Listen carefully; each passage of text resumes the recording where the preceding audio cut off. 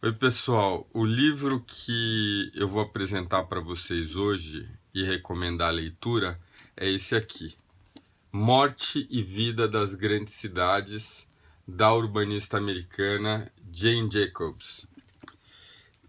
Esse livro ele é importante para mim por vários aspectos. Eu vou separar dois. Primeiro, que ele é maravilhosamente escrito, né? Esse não é um livro de ficção, esse é um livro sobre urbanismo, mas que você lê experimentando e degustando a beleza de alguma coisa escrita com simplicidade, ao mesmo tempo com clareza e com convicção, enfim, é uma inspiração e também uma aula sobre como escrever bem, né?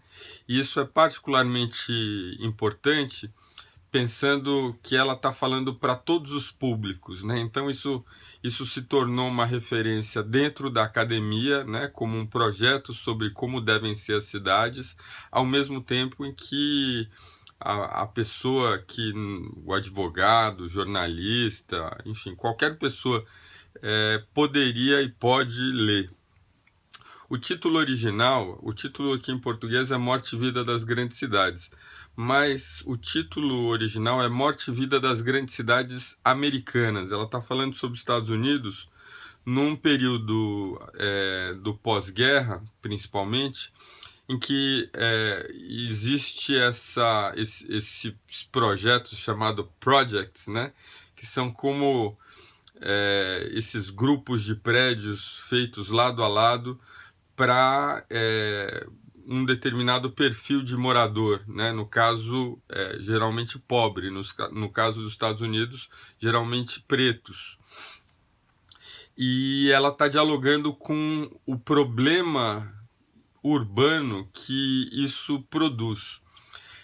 E ela, para defender o argumento dela, ela estuda determinados praças. Parece que Filadélfia tem 5 praças, né?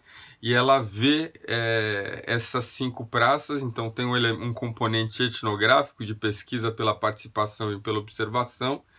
E uma dessas praças, ela é viva por si só, ela não precisa da polícia cuidando. É uma praça em que as pessoas se sentem tão pertencentes daquilo que elas em conjunto, mesmo não se conhecendo ou sendo amigas individualmente, elas se reúnem, né? E esse passa a ser a ideia que a Jane Jacobs defende em relação aos tais dos projects, né, esses prédios. Qual que é a ideia central? Você cria um esses projects, né, esses lugares para moradia exclusivamente. Eles têm uma finalidade específica, né, que é as pessoas irem para dormir, para, né, ter o uso durante esse período, e eles ficam abandonados todo o restante do dia e da noite.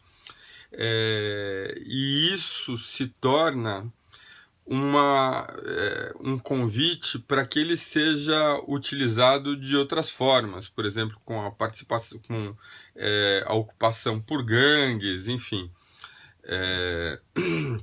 E daí você precisa de polícia olhando, etc. A Jane Jacobs observa nessa praça na Filadélfia que a praça que mais floresce é aquela praça que tem uma ocupação diversificada. Diversificada, primeiro, em termos de pessoas que moram lá e comércio. Então tem que ter um pouquinho de cada coisa, né? Alguns moradores e outros comerciantes. Já são 2 usos. E, além disso, visitantes, pessoas que passam lá, moradores, estudantes de universidades que estão por ali também, pessoas que trabalham em escritórios nas redondezas e que usam a praça. No final das contas, isso cria uma rede de relacionamentos dentro das pessoas, que não são relacionamentos diretos do oi, tudo bem, eu sou o Juliano e tal, mas de pessoas que se reconhecem. E a praça é usada, portanto, a maior parte das horas. E com isso, essa diversidade de uso, ela torna a praça um espaço que demanda muito menos o serviço da polícia, né? É uma praça em que os moradores se sentem proprietários e compartilham uns com os outros da responsabilidade de ocupar aquele lugar, né? É uma tese brilhante, né? Lindamente registrada nesse livro. É um livro que dá prazer de ler. É um livro para um cientista social, por exemplo, ou para pessoas interessadas com temas das humanidades.